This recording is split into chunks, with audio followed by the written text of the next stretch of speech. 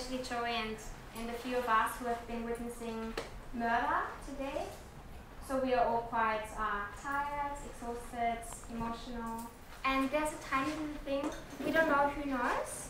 Some people know, but there's a birthday kid in the room. And this birthday boy, she gives me a cake. Joey Carpstrong, it's his birthday today.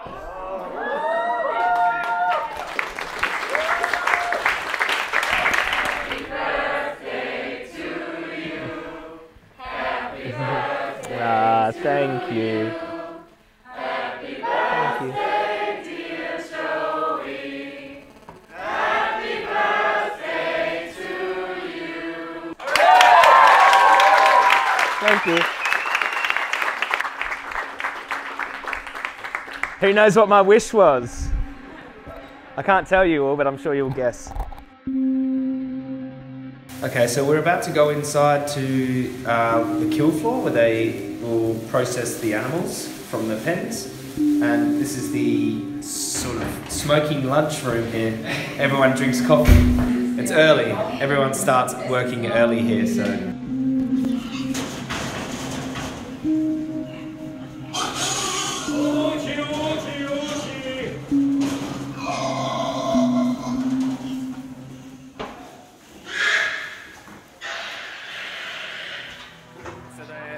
They hang here.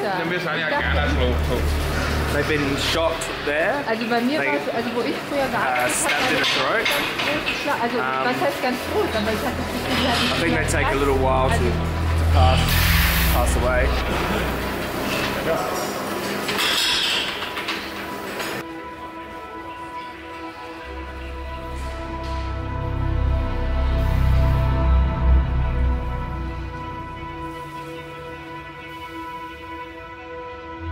Yeah, so the blood here, the blood goes down and they collect it, and then they feed it to the animals, they refeed it to the animals, so it's same species feeding.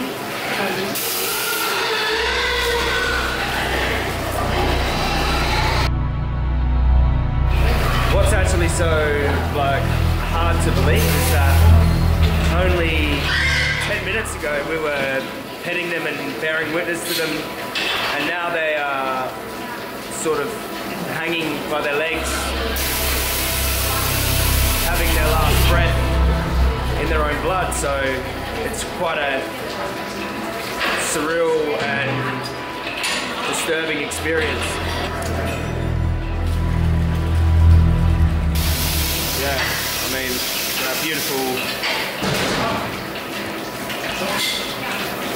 beautiful animals. But they are used as meat, pork, flesh. You know, people think I'm being dramatic when I say animals are stabbed in the throat in a slaughterhouse. Sometimes I have people denying the fact. Well, there it is. Animals are stabbed in the throat in a slaughterhouse, literally. I'm not using a play on words to make it sound more dramatic. I'm not being sensational. There it is. They are literally stabbed in the throat. This is boiling water to loosen the hair on their skin, and then they will tumble the hair off. Okay, this is the scalding tank.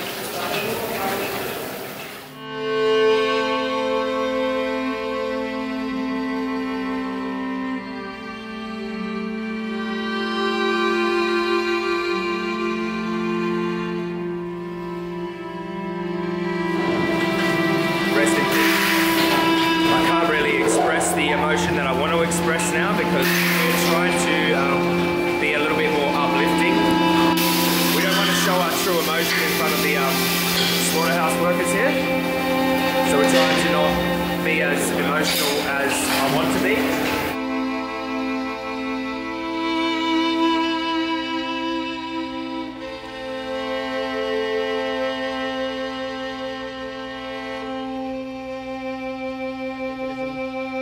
Very profound morning we had, one of the most profound I've ever had since I've been an activist. I'm sure it will be talked about more as I process it. At the time though, it's very hard to process highly traumatic events like that. It was quite horrible being in a pool of the animal's blood that you were just sitting down and patting just moments before.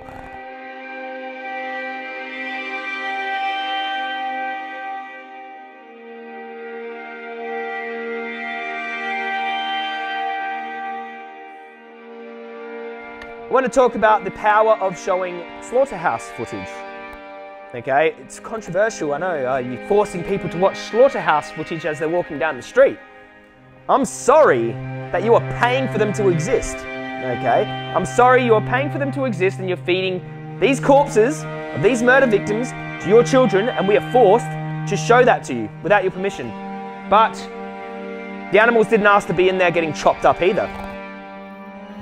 There is nothing more powerful than showing people what happens inside of these places, because people have this picture in their mind about what they think happens in there, okay? And they go, yeah, you know, you might say, oh, it's really bad inside of there, and they go, oh, no, I know. No, you don't. You don't know till you see it. Then you know. Slaughterhouse footage doesn't lie. It's very honest. There it is, right there. Animals struggling for their life, drowning in their own blood, okay? The fear in their face, horrible. Once they see that footage, they cannot unsee it. It's done. They've seen it. They've connected the flesh on their plate to the animal from which it was torn, okay? Very important connection for people to make.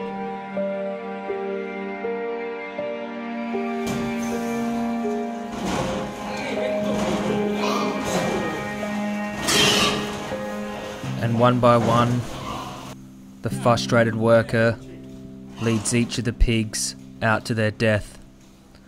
They can hear the screams of their friends before them being shocked and stabbed to death. They can smell the smells of blood and fear. And as the morning goes by pig, the herd gets smaller and the pigs grow more and more worried and sad as they wait for their turn.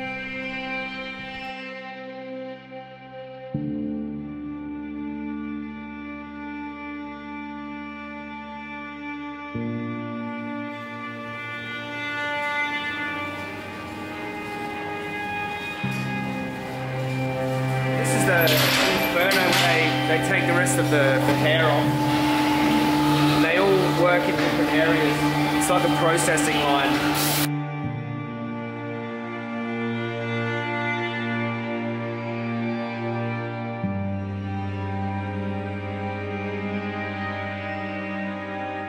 I guess the animals will have their insides taken out over here, and then they'll be processed further. Just moments ago, we were bearing witness patting them. They were alive and sentient, and they're gone. Completely gone.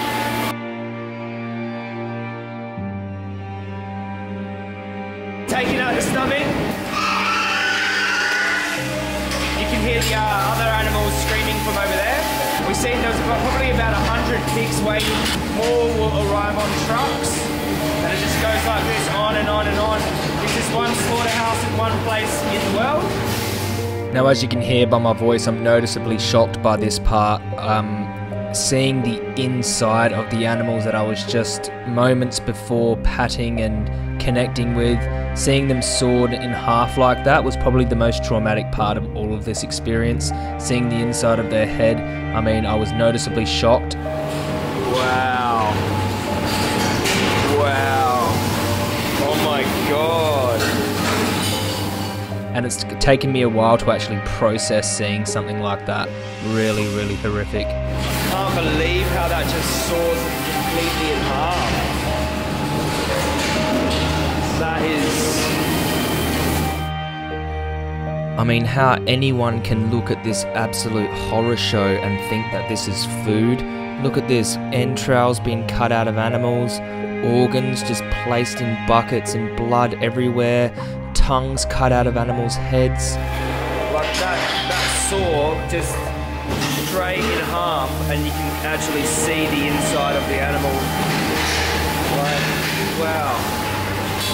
It's absolutely crazy. I've never experienced anything quite like this in my life. Okay, so we're just in the lunchroom now. There's blood all over us, there's blood on my face, blood on my hands. Everything smells like blood. It smells like murder in there, it really does. And that was... I've never had an experience like that. I've bore witness in a slaughterhouse before, on the kill floor. There was just something about being there, bearing witness to the animals first, connecting with them, having a really emotional, happy experience with the animals, and then watching them be dismembered into half, you know, their stomach torn out, and it's just a really, it's a reality, isn't it? It's reality. But I do think that, oh my God, I've got blood enough. I do think that it's going to add some power to my advocacy there, but I don't think it's really sunk in yet. I don't think it does till later. I don't think this is really going to hit me till we get out of here and calm down a bit and then can process everything that we just saw. It's going to take some time, but I don't know how they can work in there all the time. I mean, it's just sick that society put human beings in those places and put those beautiful sentient puppy dog-like animals through such a disturbing existence. But yeah, I guess that's all I want to say for now. I don't really have the words until like I process it.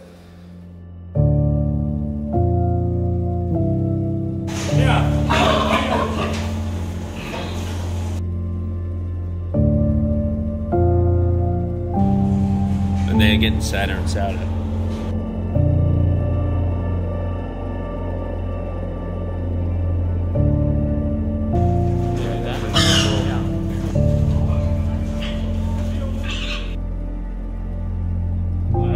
Works, it happens, and then the weeks after you start to remember it and think about it and process it and, you know, recollect and talk about it a little bit more fluently, but I just feel a bit shocked at the moment.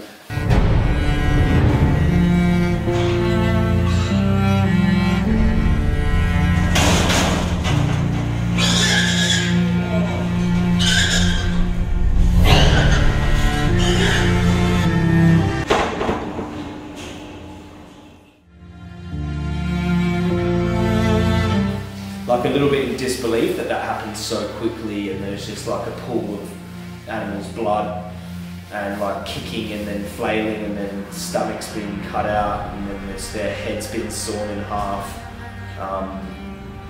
and everyone just like that's normal.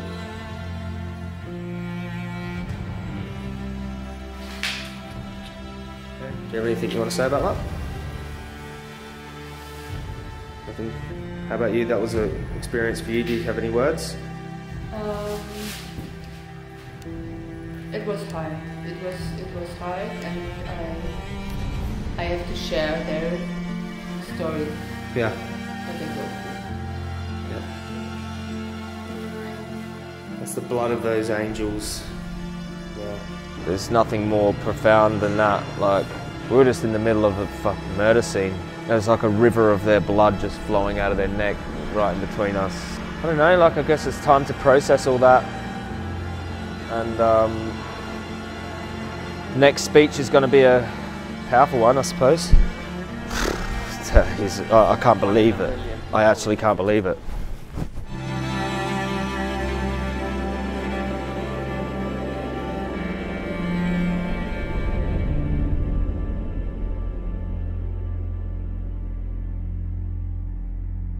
Am I asking you to all go bear witness inside of a slaughterhouse though? No, not at all. In fact, I wouldn't actually recommend it to people because you don't know how much this can affect you till afterwards. It takes a very strong character. The way I rationalise it is I haven't been vegan my whole life, so I was paying for them to be in the back of those trucks for many years, okay? I had their corpses resting in my stomach for years. The least I can do is go and face them.